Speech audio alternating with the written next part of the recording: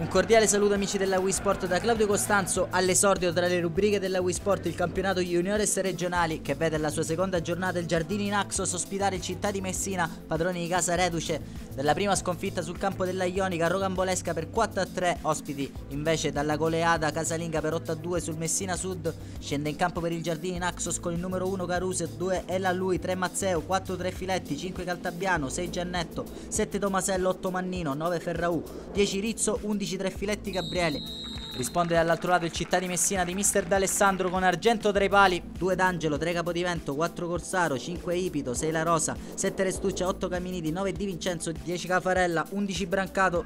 Direzione di gara affidata al signor Paratore della sezione di Messina, col Città di Messina che attaccherà da sinistra verso destra il Giardini Naxos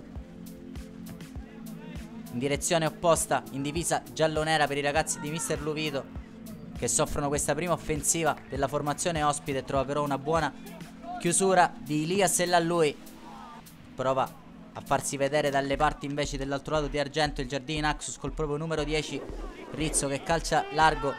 A seguire dice qualche parola di troppo al direttore di gara e si becca anche il giallo.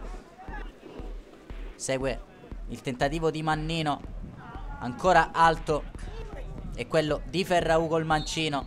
Segnali comunque di pressione per i ragazzi di mister Luvito che però qua subiscono questa situazione rocambolesca da parte del Città di Messina che stava per portare al gol dell'1-0. Non accadrà molto in questa noiosa prima frazione di gioco. Vanno a riposo le due squadre. Vediamo se i due allenatori rispettivamente Eugenio Luvito e Luigi D'Alessandro sapranno trovare le soluzioni adatte a risvegliare una gara sembrata fin qui di basso ritmo. Ci prova il Giardini Naxos con questi schemi da calcio piazzato che trovano Ferraù sul secondo palo che però colpisce solo il legno alla destra di Argento.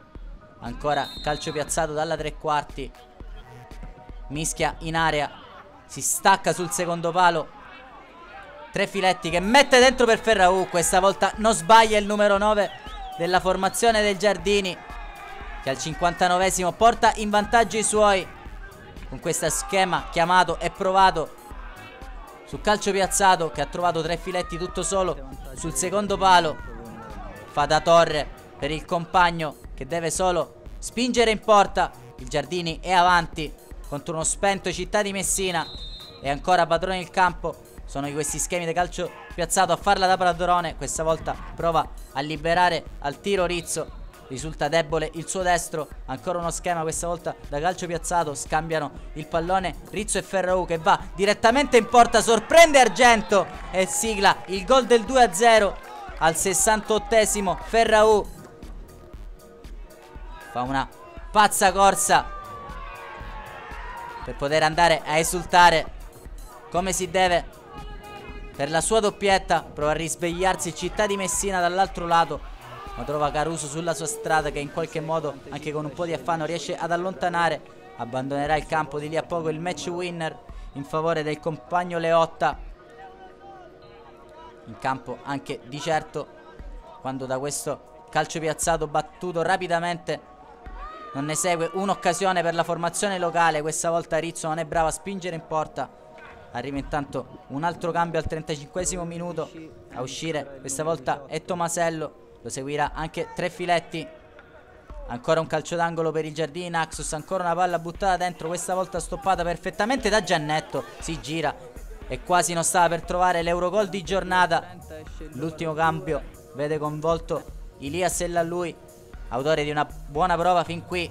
Ancora un calcio piazzato, lo specialista Mannino va direttamente in porta e anch'esso prova a trovare gloria personale. Sarà questa l'ultima occasione della gara. Arriverà il triplice fischio del signor Paratore. Game over al comunale di Giardini e la formazione di mister Luvito a portare a casa i 3 punti contro uno scialbo Città di Messina. Allora da Claudio Costanzo anche per quest'oggi non resta che ringraziarvi e darvi appuntamento al prossimo servizio.